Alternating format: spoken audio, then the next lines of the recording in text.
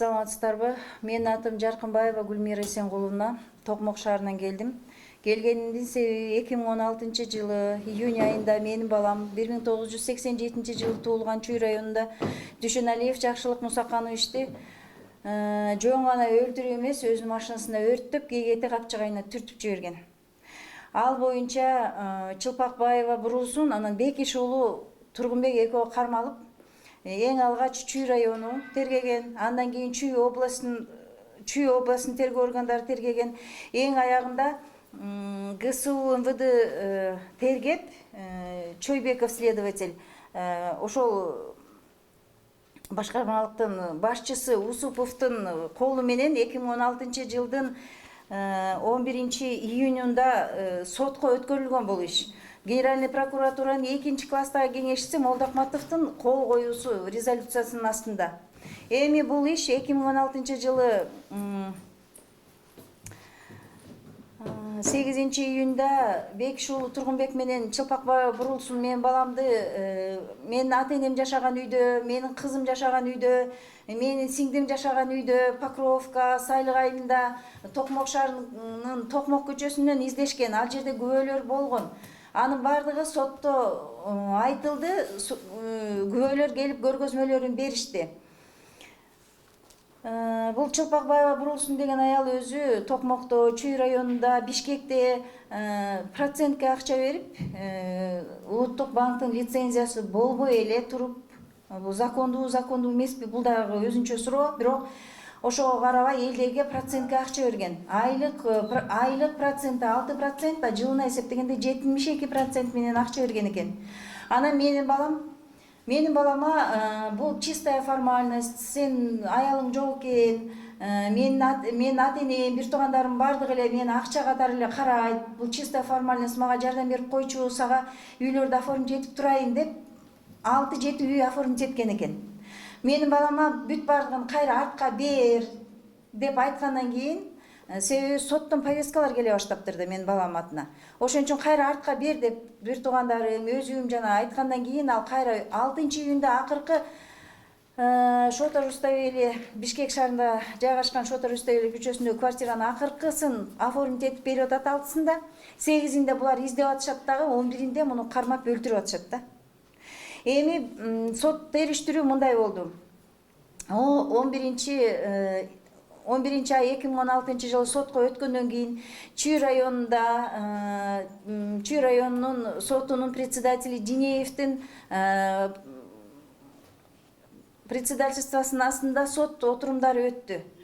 Андан кийин ал болсо мындай постановление чыгарды да, сөөктү эксгумация кылыш керек да, ишти кайра артка жибериш керек деп. Анан биз каршы апелляционный жалоба жазып областка жана жогорку сотко кайрылганбыз. Анан жогорку сот мындай решение чыгарып берген. Эч кандай эксгумацияны кереги жок. Болгон Чүй районунун, Чүй областынын жана ГСУ МВДнын тергеп чогулткан материалдары жетиштүү. Ошонун негизинде биринчи инстанциядагы сот чечимди чыгарып берүүгө болот деп, чыгарып бериши керек деп.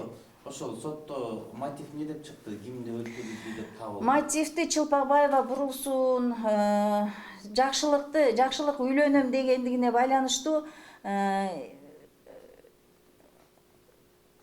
ошо өлтүрүп көзүн тазалоо максатында бир тууганын айтып, анан өлтүрүшкөн деген мотив кылган да. Эмне кызыкчылыгы болгон алар өлтүрүүгө? Эми сот ушундай фабула менен жиберген да, следственный органдар сотко ишти ушундай фабула менен жиберген. Ушундай обвинение менен жиберген. Анан сотто председатель Чүй районунун соту карап, ушундай чечим чыгаргандан кийин, андан кийин 2-чи курамында каралды Чүй районунда, анан 3-чү курамында каралды. Анан ушу бардык процедуранын баары бүтүп эле мына өкүм болот дегенде эле судьялар же декретке кетип калат, же 2019-жылдын 1-январында жаңы закондор киргендигине байланыштуу Курманова деген судья башка кызматка кеткендигине байланыштуу ушул иш аягына чыкпай калды. Анан биз жалоба жазгандан кийин жогорку сот чечим чыгарып берген, башка составда Токмок шаарында бул иш кайра каралсын деп.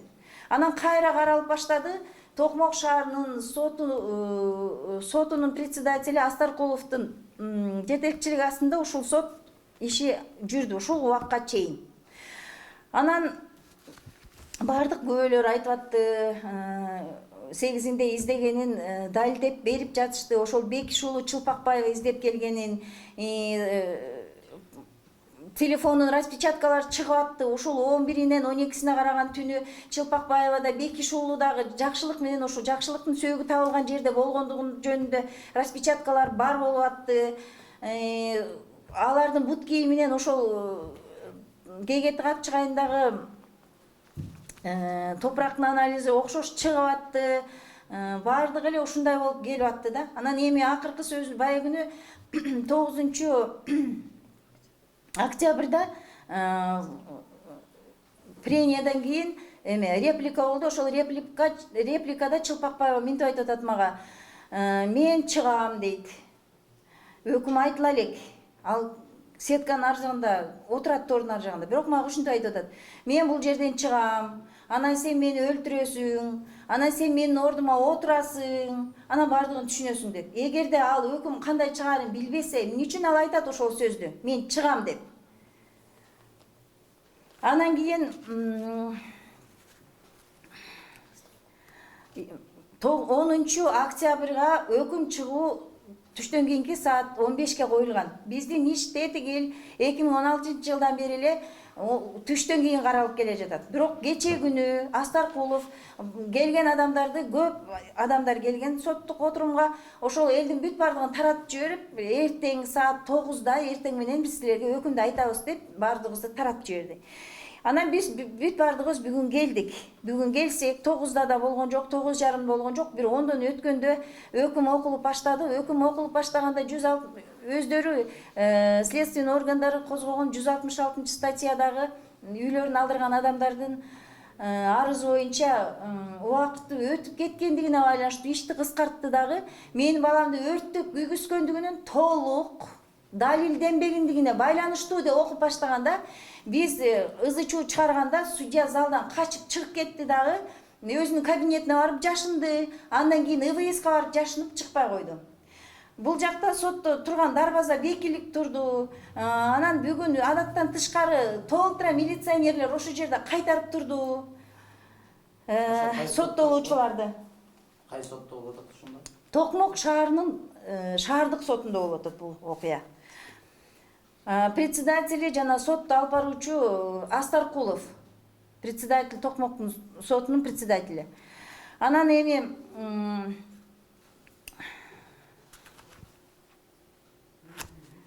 эгерде соттун чечими боюнча да мындай болуп калып атат да, 2007-2008 жылы деле Чылпакбаева ушул алдамчылык боюнча соттолгон экен Ленин райондук соту менен Бишкек шаарынын. Анан экинчи инстанциясында за недоказанностью толук далилденбеген үчүн деп кайра акталып калып атат да. Анан эми бүгүн дагы толук далилденбеген, бүгүн дагы ошондой аргумент менен, ошондой формулировка менен айып угузулуптур да. Биз уккан жокпуз, бирок секретары чыгып ушинтип бүгүн аларды кой берди деп айтып атат да. Эмне үчүн каждый раз эле бул Чылпакбаева элдерди алдаса деле болот экен, алдаса, өлтүрсө деле болот экен, күйгүзсө деле болот экен, анан недоказанность болуп калат, не полностью доказанность деп болуп калат экен да. Толук далилденген болуп калат экен да. Мени таң калтырганы бул да, Чүй районунун следственный органдары бул ишти тергегенде мамлекеттик атай орган бар, прокуратура деген. Чүй районунун прокуратурасы бул ишти визировать этип, анан областка жиберген. Областта бул иштин бардыгын тергегенден кийин областтын прокурору дагы бул ишке ооба, толук далилденди, следственный органдын бүт иштерин баарын туура жүргүздү деп виза коюп туруп, кийинки органга өткөрүп берип атат. Кийинки орган ГСУ МВД Бишкектеги Ички иштер министрлигинин башкы башкармачылыгынын өзгөчө особо опасный. өзгөчө кооптуу иштер боюнча иштеген Чойбеков башкы башкармачылыктын башчысы Усуповдун колу менен сотко өткөрүлүп атат. Бул жерде башкы прокуратуранын прокурордун орун басары юстициянын 2-класстагы кеңешчиси Молдокматов виза коюп туруп, иш толук каралды, сотко өтүп каралууга толук негиз бар деп иш өткөрүп берип атат. Эми неужели анда биринчи инстанция, биринчи райондун следовательдери жаңылса да, областтын следовательдери жаңылса дагы, кантип генеральный прокуратура жаңылат дагы, кантип ГСУ следователь особо опасным делам деген отделдин 28 жыл стажы бар следователь жаңылат. Мен ушуга таң калам да. Анда соттун, анда билбейм, анда прескурант коюп эле мамлекет. Прескурант коюп эле, каалаган адам каалаганды өлтүрүп эле. Анан ушинтип кете бериш керекпи деген ой калды мага бүгүн. Себеби биз бүгүн ушул тууган туушканыбыз менен, айыл эл журт менен, чогуу иштеген коллегалар менен чын эле ушул 3,5 жылдын ичинде биз законду сыйлаган адамдар катары биринчи тепкичтеги следствияга да, экинчи ГСУга Бишкек алыс экенине карабай деле ушул закондо кандай жазылып турса, 9да келгиле десе 9, 10да келгиле десе 10до эч нерсеге карабай келип ушу законду сыйлап жүрүп, бүгүн ушу биз чын эле адилеттүү чечим чыгат деген ниет менен барган болчубуз. Барсак ушу толтура оцепление болуп атат. Неужели сот жабырлануучулардан жашына турган заман келди? Сот ушу өзүнүн ким жашынат? Эгерде туура эмес сөз айтса жашынат. Ким жашынат? Эгерде туура эмес иш кылса жашынат. Сот деген ушул адилеттүүлүктү чечип, элге туура багыт бере турган орган болгондугуна байланыштуу биз муну бүгүн такыр күткөн эмеспиз. Ушул тергөө органдарынын койгон статьялардын бардыгы ушу расследованияда, соттук отурумдарда толук далилденди. Бүгүн чыныгы акыйкат орнойт деп отурсак, Астаркулов ушинтип бизден качып, жарым-жартылай протокол, өкүндү жарым-жартылай окуп, мына биз менен журналист дагы бар болчу ушул залда, ал күбө. Анан кийин качып кабинетине жашынып, андан ары ИВСтин ичине жашынып, жабырлануучулардын талабын коргоп, ошолордун мүдөөсүн аткара турган сот, милициялар менен коргонуп, элден жашына турган болсо, андай соттун бизге кандай кажети бар деген ой кетти бүгүн менде. Ушунча 3,5 жылдан бери же жаңы обстоятельства ачылбаса, же жаңы күбөлөрдү предъявлять этпесе, жөн эле күнөөлүүлөрдү мен күнөөлүү эмесмин деген сөзүнө таянып эле бүгүн чечим чыгарып берди сот. Документ, ушу иштин материалындагы бир дагы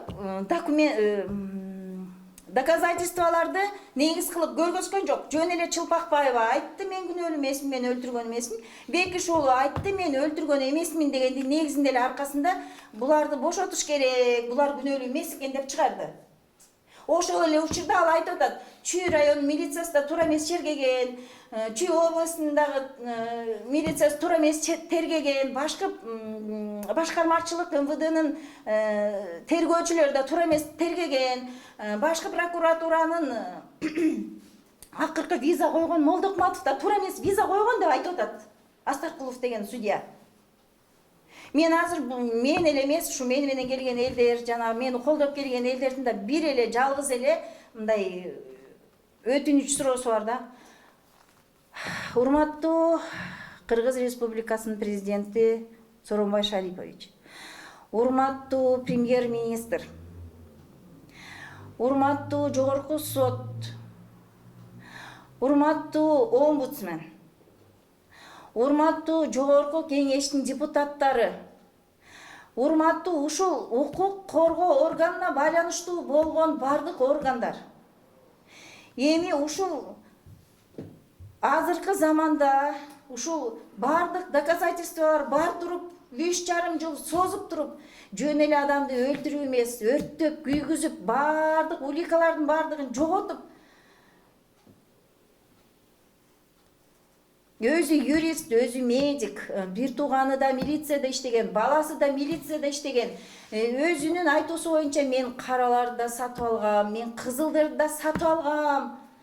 Мага эле ушул 2016-жылдын июнунан баштап Лилия Жолдошбек кызын жиберди. Бишкектен квартира алып берем сага, Токмоктон квартира алып берем сага, арызыңды ал деп.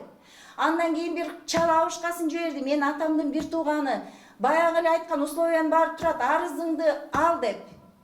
Андан кийин бир оронгон аялдарды жиберди. Мен сотто да муну айттым. Арызыңды ал деп. Андан кийин каралардын представителимин деп бир бала келди, билбейм аны. Ал деле ушуларды айтты. Бирок мен ушул закондуу түрүндө бардыгы чечилсин. Бир гана закон иштеши керек деген менен ушу законду сыйлап, ушул учурга келдик. Урматтуу президент, урматтуу премьер-министр, урматтуу Сооронбай Шарипович, мен сизге лично кайрылгым келет да. 3,5 жылдын ичинде биз кайрылбаган жер калган деле жокко деп ойлойм да. Ушул иш ооба сот органдарына эч ким кийлигише албайт. Бирок сот органдарында адилетсиздик болуп жаткандыгын сиз деле бир эмес, бир нече жолу жогорку трибуналардан айтып келатасыз. Бүгүнкү болгон нерсе буга дагы бир жолу далил. Мен сиздерге кайрылат элем. Ушул ишти өзгөчө контролго алып берсеңиздер экен. Себеби биздин Чылпакбаевадай болуп 100 менчигибиз жок. Банкта саналбаган байлыгыбыз жок. Биздин прокуратурада таанышыбыз жок, өзү айткандай. Биз кызылдарды да сатып ала албайбыз, караларды да сатып ала албайбыз. Бирок сиздерден чыныгы адилеттүүлүккө көмөк көрсөтүшүңүздөрдү сурайбыз да. Башка бизде мындай арга жок. Кайрылар жерде жок калды. Мындай сот отурумунда эмес, залдарда судьялар деле айтат да, баланча прокурор алыптыр, баланча судья алыптыр деп. Эми ким алганын, ким койгонун специальный службалары бар го, АКС, ГКНБ деген жерге деле кайрылдым мен 2017-жылы 2 жолу жазуу түрүндө. Коррупциялык байланыш ушу жерде болуп атат.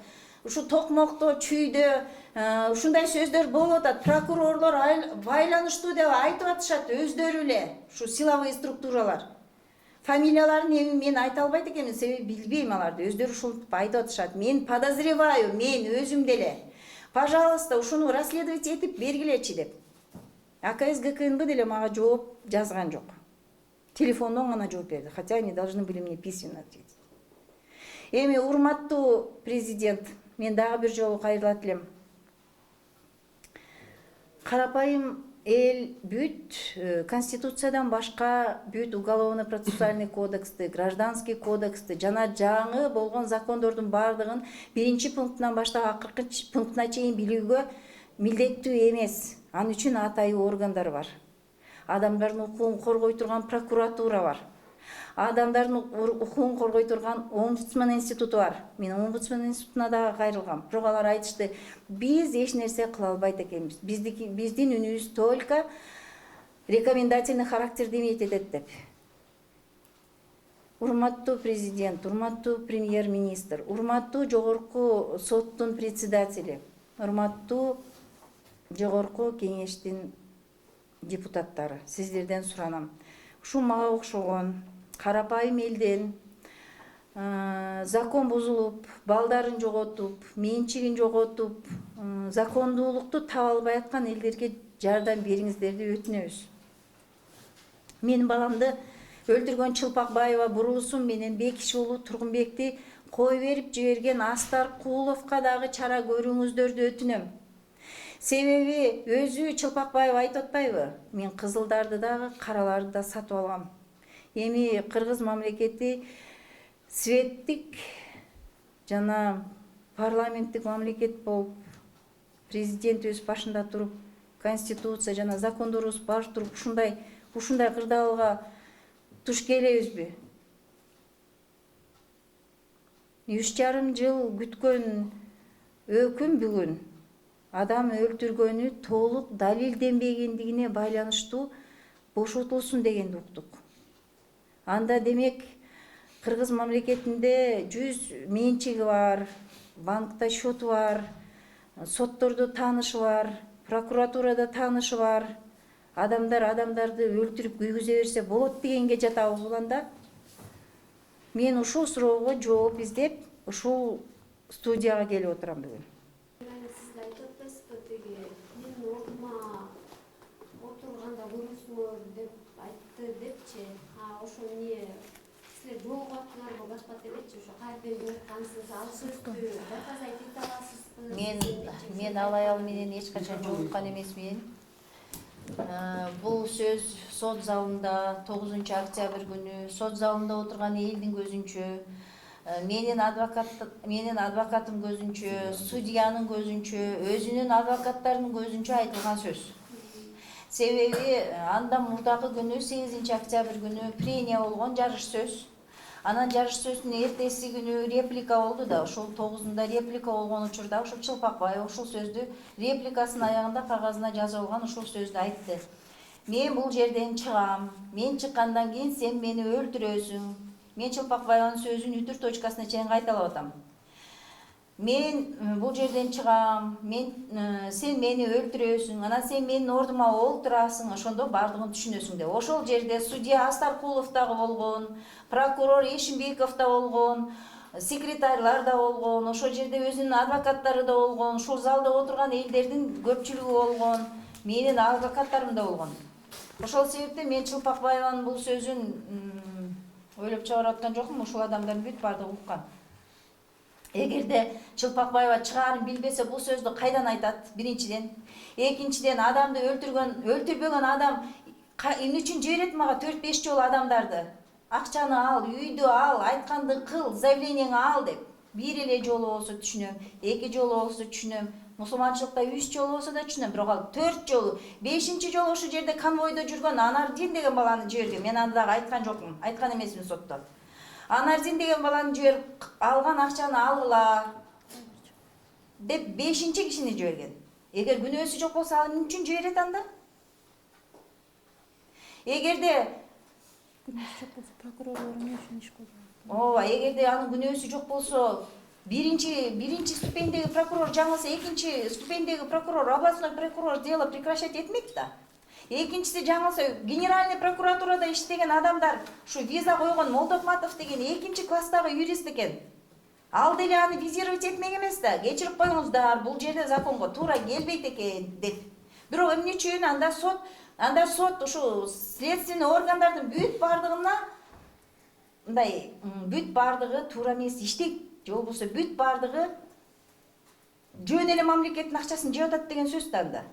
Эже ушул бул Чылпакбаева менен Тургунбек Бекиш уулунун сиздин уулуңузга Дүйшөналиев Жакшылыкка кандайча конкреттүү тиешелиги бар экен ошондой? Эме болуш керек да ошон. Ошого айтып берсеңиз ошону. Кандай? Менин балам өзү такси айдап жүргөн чакта ушул Чылпакбаева менен таанышыптыр. Чылпакбаева эми азыр частный извоз менен көп эле киши иштеп калбадыбы? Анан бул жака муну жеткир, тигил жака муну жеткир деп, анан кийин эми Чылпакбаева өзү медициналык образованиясы бар, психологияны жакшы билген адам. 2011-жылга чейин өзүнүн жеке менчик микрокредитный компаниясы болуптур, же болбосо адамдар менен мамиле түзүп сүйлөшүүнү билген адам, медициналык образованиясы бар, андан кийин юридический образованиясы бар адам да. Анан менин ушул иш менен байланыштуу болуп, менин угушума караганда, буга чейин бул көп эле адамдарды так ушундай ситуацияга алып барган. Бирок көп эле адамдар даже өзүнүн күйөөсүн өлтүргөн кайнелери, өзүнүн күйөөсү деле 27-синде өлүп калды. Официальный версия боюнча. Ал эми элдин арасында күйөөсүн деле өзү өлтүрүп койду дейт. Андан кийин деле көп өлүмдөр болду. Эми аны токмокчу бүт бардыгы эле билет. Бирок бул иш менин баламдын өлүмүнө байланыштырылган жок. Же болбосо уголовный иш ачылган жок, кылмыш иши ачылган жок да. Ошол балаңыз мындай ушулга чейин мындай бирдемкени ушундай мага кооптуу жагдайда жаралып атат деп бир нерселерди айтты беле? Ооба, ушул 2016-жылы, 2015-жылы кыш камал повесткалар келе баштаптыр да менин балам атына. Соттон. Ответчик катары деп. Анан менин сиңдим айтат мага, эмне үчүн ушундай болуп атат деп. Мен телефон чалып балам менен сүйлөшсөм, мама, бул чистая формальность. Бул аял мага жөн эле жардам берип кой, сен мындай проблема аз болот экен, аялың жок экен, ошон үчүн сага чисто формально үй оформить этип турайын, жардамың болсунчу деп суранды эле деп. Доверенность алып алыптыр баламдан. Балам мен аяка деле тиешем жок. Ал деген кызылдарды да, караларды да сатып алыптыр. Прокуратурада тааныштары бар экен. Бул жөн эле формальность экен. Менин балам юридикалык образованиясы жок. Жөн эле такси айдаган эле бала да. Деп ушинтип айтыптыр да. Анан кийин жанагындай соттон ишке протокол повесткалар келе баштагандан кийин энем дагы, сиңдим дагы, апам бардыгы кой, мунуңду ташта деп анан мен да звонить этип айттым да. Десем, мама, бул чистая формальность, бирок мен мынтип айттым, бүт ар бир сенин тандооңду мен сыйлайм. Эгерде ушундай тандоо десең макул десем, жок мама, мен бүттү, бунун бүт бардыгын өткөзүп бердим. Эч байланышым жок, бул жөн эле формалдуу нерсе болчу. Жөн эле суроосу боюнча мага оформить этилген. Мен даже бул үйлөрдү билбейм деди. Анан эми мен бул адам өлтүрүп жүргөн экенин билген эмесмин да. Мен мынтип айткам да, бүт өзүңө таандык эмес болгон менчиктин бүт бардыгын кайтарып бер дедим. 6-июнь 2016 жылы акыркынчы доверенностьтин Токтомушев Жолдошбекке жазып берип атат дагы, 8-inde муну издеп атат. Кстати, ушул эле кылмыш ишинин ичинде Токтомушев Жолдошбектин деле арызы бар. Чылпакбаева Бурусунга каршы жазылган. Бирок ал боюнча деле уголовный иш ачылган эмес. Биз ушул ГСУга чейин барганча көп эле адамдарды көрдүк да. Биз үйүбүздү алдырганбыз, автомобилди алдырганбыз. Тим эле толгон токойдо мен азыр фамилиялары эми жазылуу бар, бирок азыр эсимде деле жок. Анан бардыгын айткандары бул да. Бай айтат го. Мен деген бардыгын сатып алган, барган жериңерге баргыла деп айтчу экен да. Бир сөз менен айтканда. Анан күйөөсү 27-июнда өлгөндөн кийин энелери да ушинтип айтты. Биз ал аялдан коркобуз, биз бара албайбыз ага каршы деп. Менин балама ушул жөн менин балама ушул 7 квартира оформить этилген экен да. Ушу акыркысы 6-июнда переоформление болуп атат. 8-inde булар издеп атат. Көбөлөр тастыктап берип атат аны. 11-ден 12-сине караган түнү өлүп атат да, өлтүрүлүп атат да. Жөн эле өлтүрүп эмес, мени ушул азыркыга чейин ушул суроо аябай мындай кыйнайт да. Ар бир адамды деле ушул кыйнайт болуш керек. Ушул тирүү өрттөлдү бекен байкуш балам, ушу өрттөлүп атканда кантты экен деп ойлончумун да. Анан